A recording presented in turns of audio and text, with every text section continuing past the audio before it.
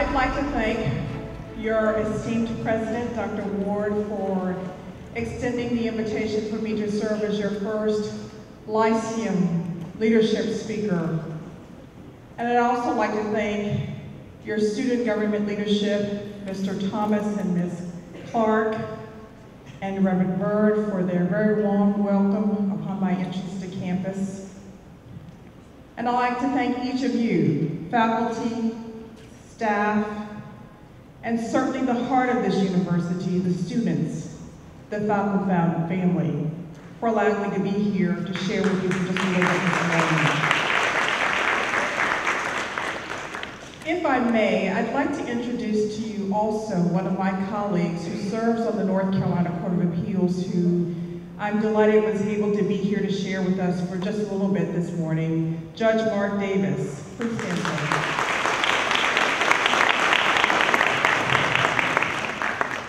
I'd also like to share with you that Judge Davis's wife, Marcia Davis, teaches teachers here at St. Augustine's University. Where's Marcia? There she is, way back there in the back.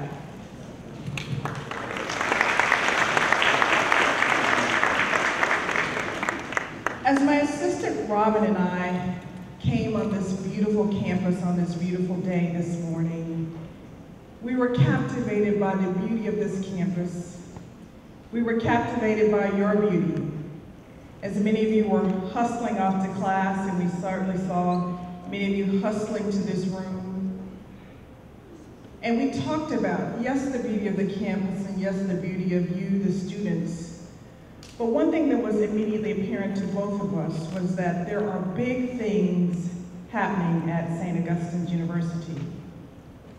And that puts you in a wonderful place to be so far ahead of the game.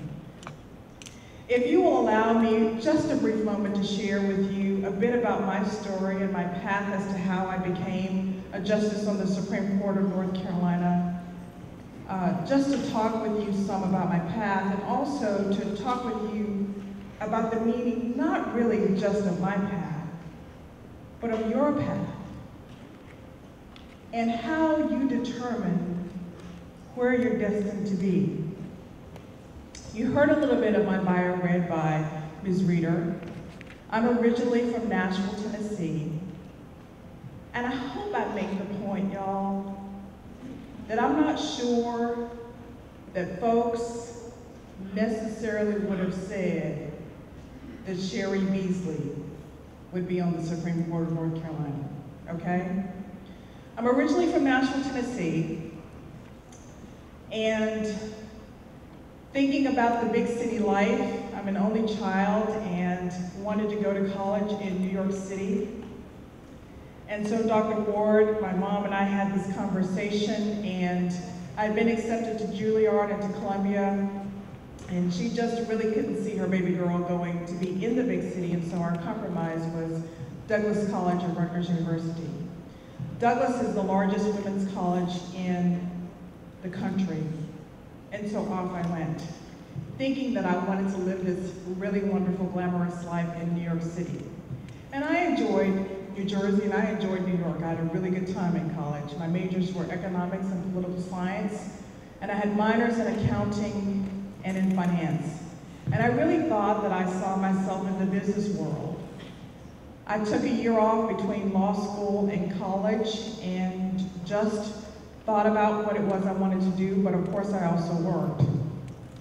I worked as a server at O'Charlie's restaurant.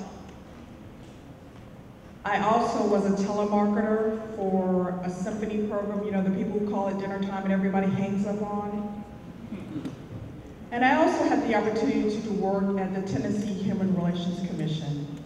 And it was there where we investigated discrimination suits based on race and gender and sexual orientation and handicap status in places of public accommodation and housing and employment, that I thought maybe law school might be a good choice for me. But I have to tell you, my decision wasn't necessarily terribly methodical. Because I thought about law school, I thought about MBA programs in public health and public administration, I thought about social work, and honestly, I applied to all those programs, so that doesn't sound terribly focused, does it? And I wish I could tell you that I, some kind of way, methodically decided to go to law school because I wanted to practice law.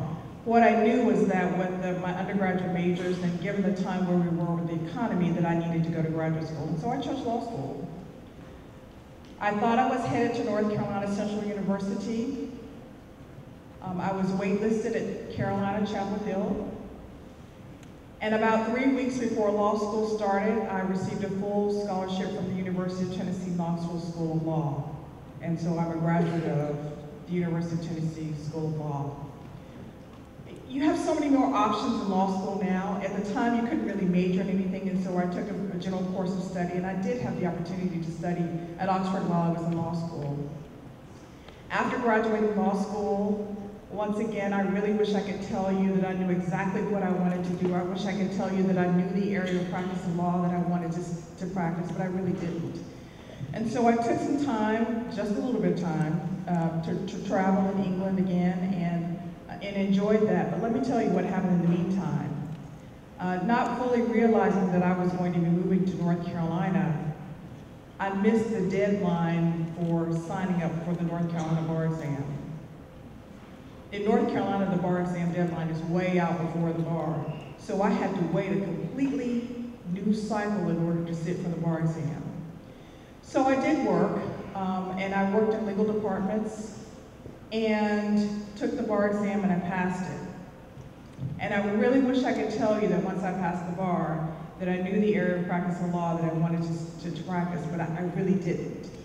And so I practiced some in some corporations. I practiced in Roan and EPA and Glaxo Wellcome and some other places, and enjoyed those experiences. But what I realized is that I really would best serve as an advocate in the courtroom. And so I went to the DA's office in Wake County for a brief period of time, and then I also worked at the Public Defender's Office in Cumberland County for about 5 years. Enjoyed that experience. That means I represented people who couldn't afford a lawyer. It was an awesome experience. It was a wonderful professional experience, but it was also a wonderful growth experience, a personal growth experience, to really help me to see the good in people when they may have done something really bad, to really embrace humanity and who we are as people and our goodnesses and our strengths and our weaknesses. About 5 years of service in the Public Defender's Office. It's tough work, y'all. I was in the office at like 6 and 7 o'clock in the morning, and I often didn't leave until 11 and 12 o'clock at night. After 5 years, I was ready for a change, and about that time in Cumberland County, a judgeship became open. And so I really didn't think of myself as a judge. I thought of myself as a lawyer. But a lot of my colleagues came to me and said, Cheri, you really need to think about doing this. And so I did. I was appointed to serve in 1999 as a district court judge. I was elected twice to serve as a district court judge. I did run outright without an appointment in 2008 to serve on the North Carolina Court of Appeals. And then, unbeknownst to me, in 2012, a woman, a justice who was also from Fayetteville, North Carolina, like me, was serving on the Supreme Court of North Carolina, and she retired in 2012. And Judge Davis was so much a part of this process, I really didn't see it coming. I was enjoying my service at the Court of Appeals. I had a lot more time on my term, and so things really were going very well. And from the time that I found out that she was retiring to the time that I was appointed was about 3 weeks.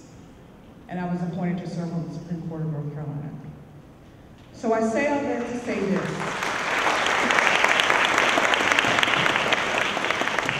You have so many more opportunities than I ever could have dreamed of.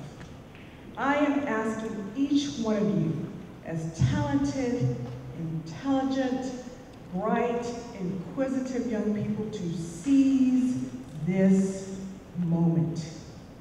Please seize this moment. This university has so many opportunities for you. that we never could have imagined. In just 5 or 10 years ago, we never could have imagined that we would have been so much more technologically savvy. We would have not have imagined that we are so much global in our perspectives and who we are and how we are interconnected with other people across the globe. And you have those opportunities right here at St. Aug.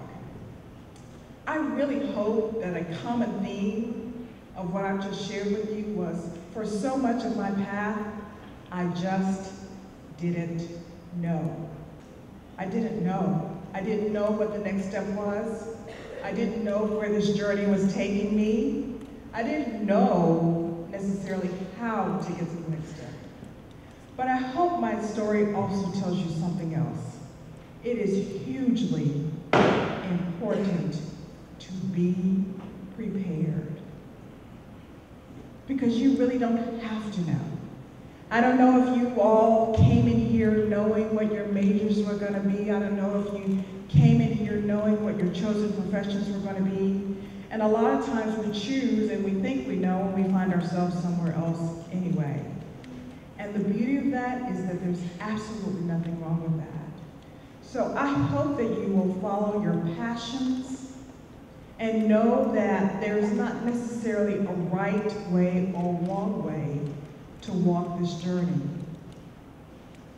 You will make some mistakes along the way. I can tell you I did. I mean, I thought it was the most idiotic thing that I didn't know when the deadline was to take the bar exam. I really do. I still think it was idiotic. It was very poor planning.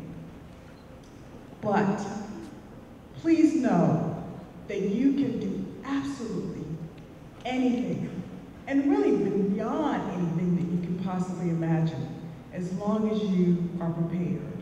And really, your preparation is leadership, because there are people around you who are watching you walk.